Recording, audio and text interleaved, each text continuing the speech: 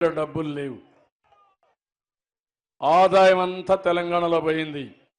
కానీ గుండె నిబ్బరం నాలో ఉంది, శక్తి ఉంది. సంపద సృష్టిస్తా, ఆదాయాన్ని పెంచుతా, పెంచిన ఆదాయం మీకు పంచుతానని మరొకసారి హామీ ఇస్తున్నా. 5 ఏళ్ళు ఆ పనే చేశాం, అభివృద్ధి కూడా చేశాం. అభివృద్ధి చేస్తే మీ ఊర్లో చూడండి, సిమెంట్ రోడ్లు వచ్చాయా లేదా, మరుగుదొడ్లు కట్టామా లేదా, ఎల్ఈడి బల్బులు పెట్టామా లేదా, ఇంతవరకు ఎప్పుడైనా జరిగాయి తమ్ముళ్ళు? అది ఈ ప్రభుత్వం యొక్క పనితనం. అవునా కాదా? అన్ని పనులు చేసావా లేదా? చేస్తే ఎవరికి ఓటేయాలి? మళ్ళా కోడికత్తి పార్టీ డబ్బులు తీస్తుంది, డబ్బులు కమ్మడిపోతారో.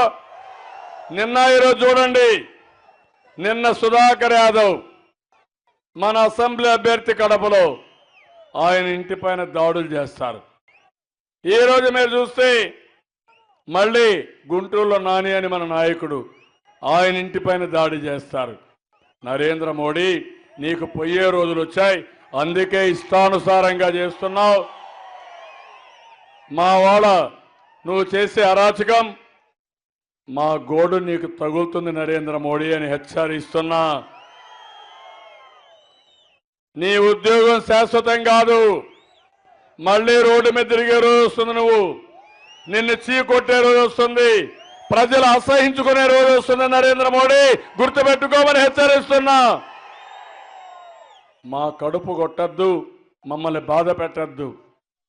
వైసీపీ నాయకులు దొంగలు లేరా తమ్ముళ్ళు?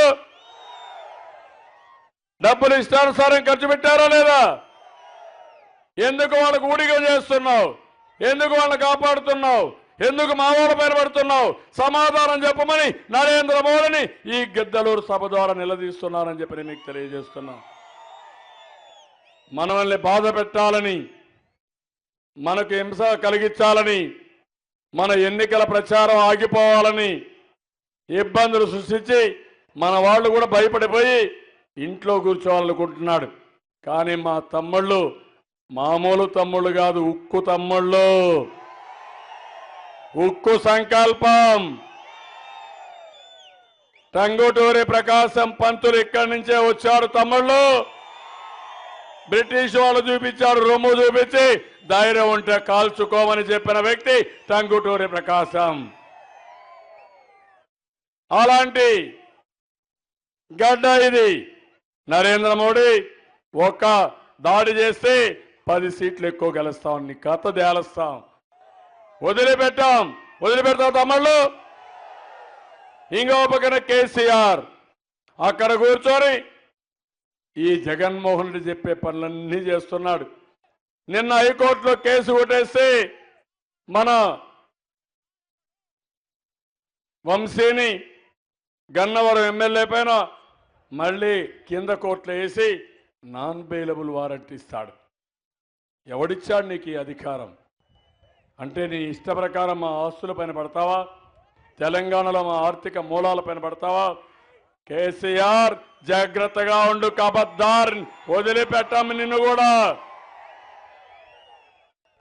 మా వాళ్ళల్లో రక్తం మరుగుతా ఉంది, నీ మీద ఆవేశం వస్తా ఉంది. మమ్మల్ని లొంగ తీసుకోవాలంటే ప్రపంచంలో ఏ దేశం వల్ల కాలేదు, నువ్వు కూడా ఒక లెక్క లేదని మరొకసారి హెచ్చరిస్తున్నా. ఏం తమ్ముడు, నరేంద్ర మోడీకి కేసీఆర్కి భయపడతామా? రౌడీ పార్టీ కోడికత్తి పార్టీకి భయపడతామా? నిన్న మైలవరంలో పోలీసుల పైన దాడి, ఏమయ్యా ఏంటిది? నాకైతే అర్థం కావడంలా. 40 ఏళ్ళు రాజకీయాల్లో ఉన్న పనికి మాలిన వ్యక్తి, చేతగాని వ్యక్తి, ఒక నేరస్తుడు వ్యక్తి మన రాష్ట్రంలో పార్టీలో ఉండడం చాలా దౌర్భాగ్యం అని కూడా మీకు తెలియజేస్తున్నా. గర్భిణీ స్త్రీలపైన దాడి చేస్తారా మీరు? ఎవరైనా వేరే పార్టీకి పనిచేస్తారంటే అర్ధరాత్రి బయట పంపిస్తారా మీరు? ఏమనుకుంటున్నారు మీరు? ఏంటివన్నీ? మా తమ్ముళ్ళని ఏమయ్యా అంటే కొడతారా మీరు? మా తమ్ముళ్ళందరూ కానీ కర్ర తీసుకుంటే రాష్ట్రం నుంచే పారిపోతారు మీరు. రౌడీ రాజ్యం జరగదు. మీ ఆటలు సాగనేయను. రౌడీ అనేవాడి రాష్ట్రంలో ఉండడానికి వీలు లేదు. అందుకే తమ్ముళ్ళు మీరు భయపడవలసిన అవసరం లేదు. ధైర్యంగా ఉండాలి. మా ప్రజలందరినీ కోరుతున్నా ఈ గిద్దలూరు సభ ద్వారా ఈరోజు ఈ పోరాటం మన రాష్ట్ర హక్కులకు సంబంధించిన పోరాటం, మన దేశం కోసం పోరాటం, మన రాష్ట్ర అభివృద్ధి కోసం పోరాటం, భావితరాల భవిష్యత్తు కోసం పోరాటం. అందుకని ఈ ఎన్నిక నా ఎన్నికే కాదు, మనందరి ఎన్నికని మరొక్కసారి మీ అందరికీ తెలియజేస్తున్నా. ఈ నెలలో ఏప్రిల్లో మీరు చూశారు, మొదటి తారీఖున 2000 రూపాయలు పింఛన్ ఇచ్చాం. నిరుద్యోగ భృతి 2000 రూపాయలు ఇచ్చాం. అది ఎన్నికలుంటే గుంటూరు నుంచి అవతల కావాలని కోడికత్తి పార్టీ పోయి ఎన్నికల్లో చెప్పి ఎన్నికల సంఘాన్ని చెప్పి ఇవ్వనీయకుండా చేశారు. మే నుంచి వాళ్ళకు కూడా ఇస్తా. ఇక్కడ వచ్చే కొందికి అన్నదాత సుఖీభావ ఇవ్వకూడదని, పసుపు కుంకుమ ఇవ్వకూడదని అడ్డం పడ్డారు. కానీ ఈరోజు ఆన్ గోయింగ్ స్కీమ్స్ కాబట్టి ఎన్నికల కమిషన్ కూడా ఏమీ చేయలేకపోయింది. నేను అదే కాకుండా అన్నదాత సుఖీభావలో 3000 మొన్న 1000 రూపాయలు ఇచ్చాను. అదే మరి పసుపు కుంకుమ ఇప్పటికే 6000 ఇచ్చాను, ఇప్పుడు 4000 ఇస్తున్నా. మళ్ళా 2వ విడత, 4వ విడత, 5వ విడత రుణమాఫీ చేస్తున్నా. ఈ నెలంతా నేను ఎన్ని విధాలా మీకు డబ్బులు ఇవ్వాలనో ఆ డబ్బులన్నీ ఇస్తున్నాను తమ్ముళ్ళు అని మీకు తెలియజేస్తున్నా. పాపిస్ట్ డబ్బులు, తెలంగాణ నుంచి వచ్చిన డబ్బులు మనకు అవసరమా? నరేంద్ర మోడీ డబ్బులు మనకు అవసరమా? 1000 కోట్ల రూపాయలు ఇచ్చి 1,00,000 కోట్ల రూపాయలు ఎగ్గొడతారు. మనకు న్యాయమా ఇది? దీనికి ఒప్పుకుంటామా? ఎక్కడి నుంచి వచ్చాయి జగన్మోహన్ రెడ్డి డబ్బులు? సంపాదించావా? కోడి పందాలు సంపాదించావా? ఎక్కడి నుంచి వచ్చాయి డబ్బులు? వ్యవసాయం చేశావా? వ్యాపారం చేశావా? ఎక్కడి నుంచి వచ్చాయి చెప్పాలి. కేసీఆర్ ఇచ్చాడా లేదా? మోడీ ఇచ్చాడా లేదా? ఆ డబ్బులు ఈ రాష్ట్రానికి అవసరమా? ఈ పవిత్రమైన గడ్డ మీద ఆ పాపిష్టి డబ్బులు వస్తే మనకు కూడా పాపం వస్తుంది తమ్ముళ్ళు అని మిమ్మల్ని కోరుతున్నా. మీలో అర్థమైంది అందరికీ ఇప్పుడు. అందుకే తమ్ముళ్ళు ఈరోజు ఈ నియోజకవర్గానికి వచ్చినప్పుడు ఇప్పటికే మీరు చూస్తే చాలా పనులు చేశాం. అంగన్వాడీ బిల్డింగ్లు కట్టాం, అంబేద్కర్ బీసీ కాపు భవనాలు పెద్ద ఎత్తున కట్టాం, అర్ధవేడు కొమరోల్లో మినీ స్టేడియంలు కట్టాం, ఎంఆర్ఓ ఆఫీస్ అర్ధవేడులో గిద్దలూరులో కట్టాం. ఇంకో పక్క ముస్లింల కోసం మ్యారేజ్ హాల్స్ అని 1,80,00,000తో కట్టాం. రైతుకు 370 ట్రాక్టర్లు ఇచ్చాం. కంబం ప్రభుత్వ ఏరియా ఆసుపత్రిని 2 కోట్ల రూపాయలతో ఆధునీకరణ చేశాం. భూగర్భ జలాలు పెంచడానికి 100 కోట్ల రూపాయలు ఖర్చు పెట్టాం. 6 మండలాల్లో త్రాగునీటి కోసం 320 కోట్ల రూపాయలు ఖర్చు పెట్టి ప్రతి ఒక్క ఇంటికి నీళ్ళిచ్చే బాధ్యత, అది కూడా ట్యాప్ ద్వారా ఇంటికే నీళ్ళిచ్చే బాధ్యత నాదని మరొక్కసారి మీ అందరికీ హామీ ఇస్తున్నా. పట్టణానికి తాగునీళ్ళ కోసం 100 కోట్లు ఇచ్చాం. ఇంకో పక్క గిద్దలూరులో తాత్కాలికంగా నీళ్ల కోసం 20 కోట్లు ఇచ్చాం. గుండ్లమౌతు ప్రాజెక్టు నుండి నీటి సరఫరా చేయడానికి 6 కోట్ల రూపాయలు ఖర్చు చేస్తున్నాం. డిగ్రీ కాలేజ్ ఇచ్చాం, జూనియర్ కాలేజ్ ఇచ్చాం. చెక్ డ్యాములకి 14 కోట్ల రూపాయలు ఖర్చు పెట్టాం. 85 కోట్ల రూపాయలు పెట్టి చెరువుల్లో పూడికలు తీశాం. ముఖ్యమంత్రి సహాయ నిధి కింద 18 కోట్ల రూపాయలు ఖర్చు పెట్టాను. ఒక్క సిమెంట్ రోడ్లకి 223 కోట్ల రూపాయలు ఖర్చు పెట్టాం. కనపడుస్తున్నాయా తమ్ముళ్ళు సిమెంట్ రోడ్లను అడుగుతున్నా. కేఎస్ పల్లి, వేలుపల్లిలో పశువుల ఆసుపత్రి ఏర్పాటు చేశాం. 90 కోట్లు ఖర్చు చేసి లింక్ రోడ్లు నిర్మిస్తున్నాం. మహిళలకు 310 కుట్టు మిషన్ కూడా ఇచ్చాం. మళ్ళీ హామీ ఇస్తున్నా, రాబోయే 5 ఏళ్లలో వెలుగోడు ప్రాజెక్టు పూర్తి చేస్తా, ప్రతి ఎకరాకు నీళ్లు ఇస్తా. ఒక్క ఓటు వేరే వాళ్ళకి వేశారో మన నెత్తిన మనమే భస్మాసురాస్తం పెట్టుకున్నట్టు అవుతుంది. అవునా కాదా? నీళ్లు కావాలా లేదా? అదే మరిగా జంబలేరు ఆధునీకరణ, దాని నుంచి పూర్తి చేయాలి. సగిలేరు కాలువ ఆధునీకరణ చేయాలి. కంబం చెరువుకు కూడా నీళ్లు తీసుకురావాలి. అన్ని గ్రామాల్లో చెరువులకు పూడికి తీస్తాం.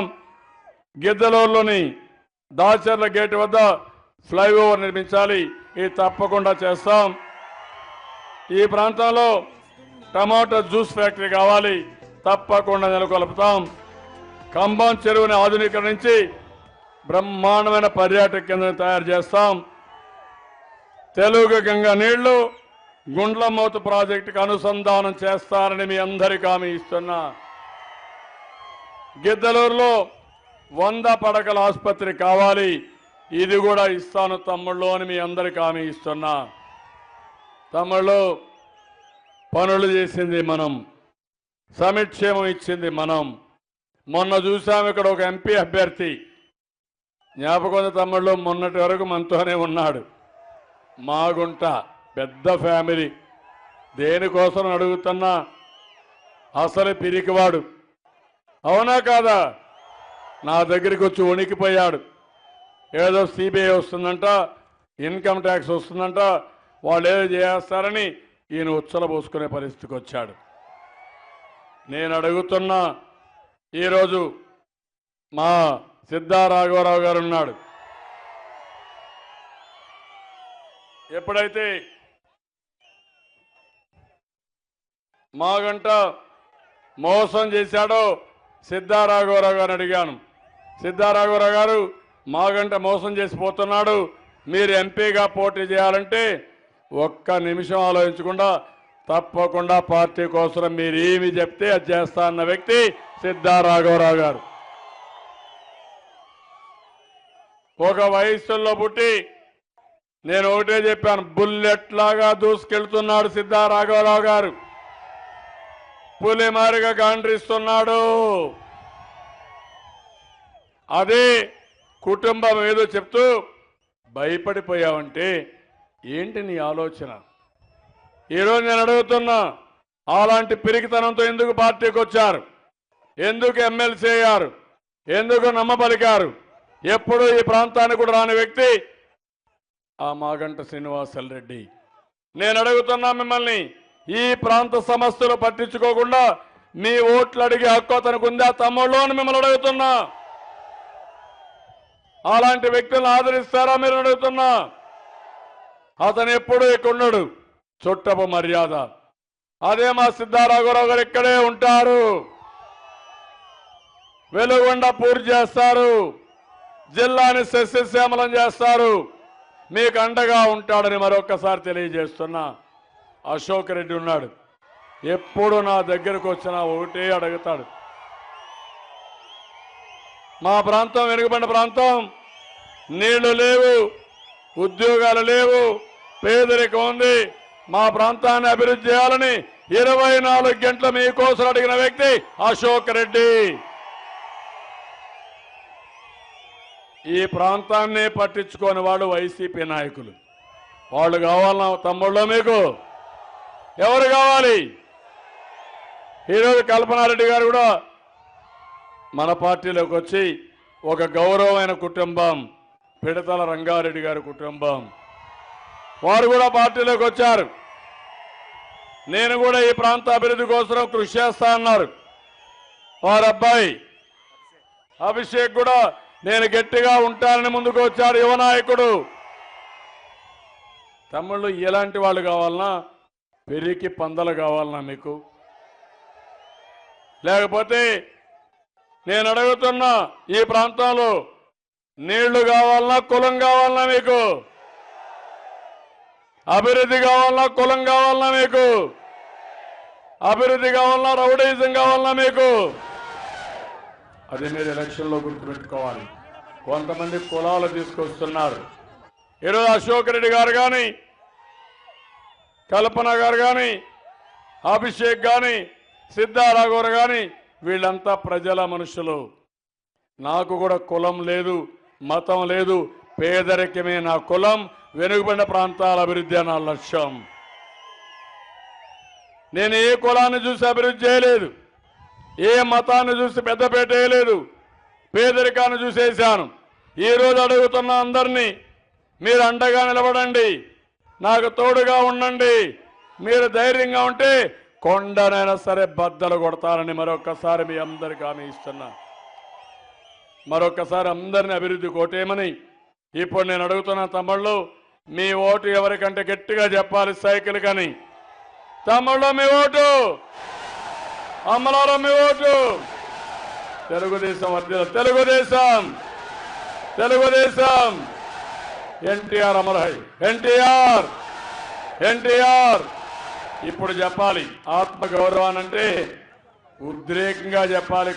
కాపాడుకుంటాం కాపాడుకుంటామని పిడికిలు బిగించాలి. ఏం తమ్ముళ్ళు, ఏమమ్మా మీరు కూడా ఆడబిడ్డలందరూ ఆత్మగౌరవాన్ని, ఆత్మగౌరవాన్ని, ఆత్మగౌరవాన్ని, ఆత్మగౌరవాన్ని. ఖబర్దార్ మోడీ, ఖబర్దార్ కేసీఆర్, ఖబర్దార్ జగన్మోహన్ రెడ్డి.